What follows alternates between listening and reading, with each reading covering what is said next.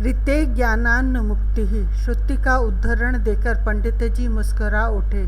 तर्कों का तो कोई भले खंडन करो, श्रुति को अस्वीकार करने का साहस कौन करेगा। उन्हें विश्वास था कि अब किसी को बोलने को कुछ रह ही नहीं गया है। एक बार गर्वपूर्वक सबकी ओर देखकर उन्हें पृच्छी दृष्टि की। उनके छात्रों ने अपने आचार्य को आदर प्रशंसा पूर्वक देखते हुए मस्तक झुकाया। जब बंधन अज्ञान से है तो ज्ञान से मुक्ति तो होगी ही। भगवान रामानुज पर कोई प्रभाव नहीं पड़ा था। श्रुति वचनों में अपार श्रद्धा का आदर्श वे स्थापित नहीं करेंगे तो दूसरा कौन करेगा। उन्होंने श्रुति को स्पष्ट किया, ज्ञान का अर्थ शब्द विशेष या भाव विशेष नहीं, क्योंकि जो परम तत्व श्रुति द्वारा नेति नेति कहकर प्रतिपादित है वह शब्द एवं भाव का विषय नहीं हो सकता। वे चिन्मय निर्गुण निराकार या सर्व सद्गुणैक धाम क्षीर सागर शाही ही ज्ञान घन है। उनके श्री चरणों की प्राप्ति के बिना मुक्ति नहीं हुआ करती। ओह, तब आपका कहना है कि श्रवण मनन एवं निधिध्यासन के द्वारा मल विक्षेप एवं आवरण की निवृत्ति हो जाने पर स्वरूप का निर्विशेष बोध नहीं होता। पंडित जी को अपनी आशा के प्रतिकूल उत्तर मिला था। क्षोभ ने उनके स्वर को तीव्र कर दिया था। अपने आसन पर वे स्थिर होने का प्रयत्न करने लगे थे। आप यह भी कहना चाहते हैं कि महर्षि पतंजलि की निर्विकल्प समाधि भी ज्ञानदात्री होकर मुक्तिदा नहीं होती। सगुण और निर्गुण दोनों ही उस परात्पर तत्व के स्वरूप हैं। यदि शेष शैया पर वह शंख चक्र नवजलधर ज्ञान घन होकर शयन करता है तो प्रत्येक अंतःकरण में चैतन्य के रूप में उसी का प्रकाश भी है। आचार्य शांत थे। सायुज्य और कैवल्य भी मोक्ष के ही स्वरूप हैं। योगी चित्त वृद्धि निरोध करके एवं विचारक वृत्तियों का बाध करके उसी कुटस्थ को उपलब्ध करता है जिसने न तो कभी इच्छा की और न सोचा, जिसमें कभी वैराग्य का उदय ही नहीं हुआ, मुमुक्षा जिसमें जागृत ही नहीं हुई, वह मुक्त हो जाएगा। पंडित जी ने अट्टहास के आवरण में अपनी ग्लानि छिपाने का प्रयास किया। कम से कम अपने छात्रों की दृष्टि में अपना सम्मान बनाए रखना आवश्यक था। आज ऐसे विकट अवसर का से सामना पड़ेगा यह जानते होते तो वे इतना साहस ही क्यों करते। आपकी इच्छा हो या न हो, अग्नि का स्पर्श आपके त्वक को उष्ण तो करेगा ही। आचार्य के मंजू मुख पर भी मृदु हास्य आया। वैराग्य के उदय का कोई अर्थ नहीं होता जब अंतर उन सौंदर्य राशि में लगकर माइक पदार्थों की ओर देखता ही नहीं। मृत्यु, संसार, अज्ञान, माया ये सब कैसे रह सकते हैं जहाँ वे ज्ञानघन आविर्भूत होते हैं। आप जलना नहीं चाहते परंतु अग्नि का स्पर्श करते हैं, अतः चर्म दग्ध होता है। उपासक संसार से पुहित होकर आवागमन के चक्र से मुक्त होने के लिए आराध्य की शरण नहीं लेता, किंतु जब वे ज्ञान घन पधारते हैं तो अज्ञान स्वयं ध्वस्त हो जाता है। वे आराधक को इस जन्म मरण के चक्र से स्वयं ऊपर उठा लेते हैं। आप कवि भी हैं? पंडित जी ने परिहास में उड़ा देना चाहा।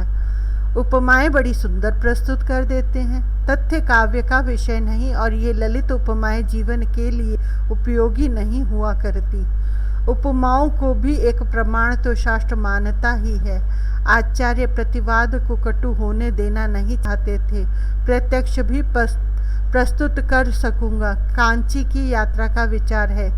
आप यदि साथ प्रस्थान करें तो भगवती गोदावरी का प्रसाद हम सबको कृतार्थ करेगा। अरे कोई धनाढ्य भक्त है क्या?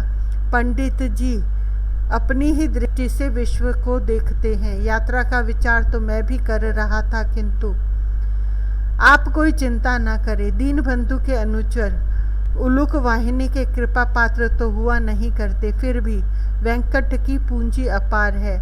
आचार्य अब गूढ़ कथन पर पहुंच गए थे। आपकी आत्यंतिक सेवा में कोई त्रुटि रहे इसकी कोई आशंका नहीं। ओह मेरा बच्चा! वृद्धा माता आज 3 दिन से ग्राम में रोती हुई घूम रही है। कोई नहीं जो उसके पुत्र को स्वस्थ कर सके। उसका वेंकट पता नहीं क्या हो गया है उसे। न तो बोलता है, न देखता है किसी की और न कुछ सुनता ही है। उठाने पर उठता भी नहीं। लोगों ने उठाकर मंदिर से शयन कक्ष में बैठा दिया तो वहीं बैठा है। न खाता है, न पानी पीता है और न 3 दिन से स्नान ही किया है उसने। कभी कभी फूटकर रोने लगता है और कभी हंसता है उच्च स्वर से।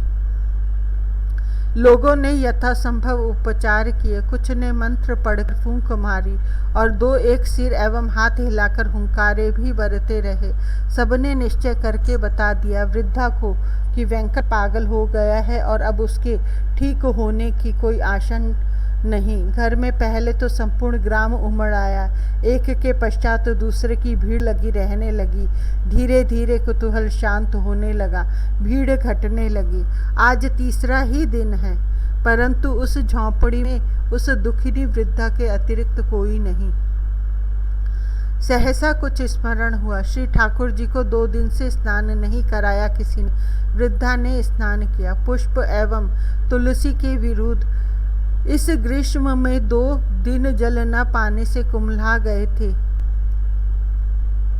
पार्षद मलकर जो 2-4 कुसुम मिले उन्हीं से वह पूजन करने को प्रस्तुत हुई। इसी प्रकार नीराजन संपूर्ण हुआ। नेत्रों का बांध टूट गया। श्री विग्रह के सम्मुख पृथ्वी पर मूर्छित होकर वह गिर पड़ी।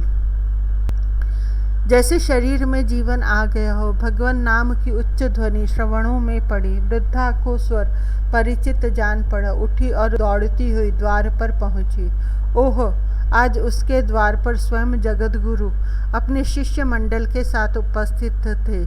जैसे उसकी प्रार्थना सुनकर वे मंदिर के चतुर्भुज देव ही प्रत्यक्ष हो गए हों। अश्रु एवं रुदन के अतिरिक्त वहाँ और क्या स्वागत होता। वेंकट कहाँ है? महाप्रभु ने वृद्धा को आश्वस्त करके पूछा। साथ में आए पंडित जी अपने छात्रों के साथ निराश हो रहे थे। आज किसी कंगाल के यहाँ मध्याह्न व्यतीत करना है। भला क्या सत्कार होगा यहाँ। झोपड़ी एवं वाटिका की दशा देखकर और भी निराशा हो गई थी। वेंकट के नाम ने उन्हें चौंकाया। इसी भक्त का आतिथ्य स्वीकार करने तो वे चले हैं। उन्होंने तो समझा था कि वेंकट का कोई महान प्रसाद होगा। वह तो पागल हो गया है। रोते हुए वृद्धा ने भीतर संकेत किया तथा बड़े कातर नेत्रों से आचार्य की ओर देखा। मेरा पुत्र, आप ही उसे जीवन देने में समर्थ हैं प्रभु। प्रार्थना नहीं, शब्दों में हृदय आ गया था। बाहर चलो। छुट्टी हुई। पंडित जी ने अपने प्रमुख छात्र से धीरे से कहा। आचार्य उस कुटीर में चले जा रहे थे। उनका अनुगमन आवश्यक था शिष्टता के नाते। पंडित जी, आप अपने पवित्र करों को इस ब्राह्मण के मस्तक पर रख दें। आचार्य ने सहसा पीछे मुड़कर अनुरोध किया। मैं इस योग्य का हूँ। कहने को तो पंडित जी ने कह दिया, परंतु वे आगे बढ़ आए थे। आपको ब्राह्मण पर अनुग्रह करना चाहिए। आचार्य के स्वरों में आदेश था। यह क्या? पंडित जी ने वेंकट के मस्तक पर हाथ रखा और जैसे किसी ने धक्का दे दिया हो वे लुढ़क गए। फूट फूट कर रो रहे थे और आचार्य के पावन पदों पर बार बार मस्तक रख रहे थे। उनके नेत्र चढ़ रहे थे। मुख से शब्द नहीं निकलता था। पृथ्वी में लौट रहे थे। आचार्य देव को क्या हो गया? पंडित जी के छात्र आगे बढ़ आए थे। उनके उद्भट विद्वान गुरु क्यों इस प्रकार भूमि में पड़े क्रंदन कर रहे हैं? कुछ समझ में नहीं आता था। बेचारी बुढ़िया एक कोने में पाषाण की मूर्ति के भांति खड़ी थी। जब उसके पुत्र का स्पर्श करके इस ब्राह्मण की ऐसी दशा हो गई तो पुत्र के स्वस्थ होने की क्या आशा है? उसकी बुद्धि ने साथ छोड़ दिया था। नेत्र परिताप की अधिकता से शुष्क हो चुके थे। वेंकट आचार्य आगे बढ़े। उन्होंने उस शांत स्थिर तरुण के मस्तक पर हाथ रखकर स्नेह स्निग्ध स्वर से पुकारा। धीरे धीरे पलकों की गति आई, जैसे वह किसी अपरिचित स्थान पर आ गया हो। एक बार इधर उधर देखा उसने और तब वैसे ही आचार्य के पदों पर मस्तक रखकर पृथ्वी में लेट गया। वेंकट मेरे बच्चे, आचार्य ने उठाकर हृदय से लगा लिया। उनके नेत्र भर आए थे और उनकी वाणी में वह वात्सल्य था जो केवल पृथ्वी पर एक ही प्राणी में और संभव था। वह थी कोने में आनंद विह्वल अर्धमूर्छिता मूर्ति सी खड़ी वह वृद्धा। आचार्य इस प्रकार देर तक वेंकट को हृदय से लगाए रहे। मैंने तुम्हें बताया था कि किस प्रकार श्रीरंग के चरणों में अनन्य होकर समस्त कर्मों का उनमें न्यास करके तुम अपने साहसिक जीवन के दुष्कर्मों से परित्राण पालोगे। आचार्य ग्रामीणों की श्रद्धा के उपकरणों से उस जीर्ण कुटी में आचार्य को जो प्रेमपूर्ण आतिथ्य हुआ था, संपन्नों के सौर में वह संभव नहीं। भगवत प्रसाद लेकर सब स्थिर बैठे थे। अपने चरणों के समीप बैठे वेंकट को आचार्य संबोधित कर रहे थे। अब पंडित जी तुम्हें बतावेंगे कि किस प्रकार ज्ञान के द्वारा तुम संसार के मृत्युमय बंधन से मुक्त होगे। जिनका स्पर्श मेरे जैसे अधमों को मृत्यु के बंधन से मोक्ष का मार्ग तुरंत बता देता है, उन्हें मैं बताऊंगा। पंडित जी ने आतुरता पूर्वक आचार्य के चरण पकड़ लिए। प्रभु, इस अहंकारी पर कृपा करें, जिनका मन श्री रंग में रंग लग चुका है, वे नित्य मुक्त हैं, यह मैं समझ चुका। अब उन कृपामय की शरण प्राप्त हो। प्रपत्ति के परमाचार्य, मुझे वह मार्ग प्रदान करें।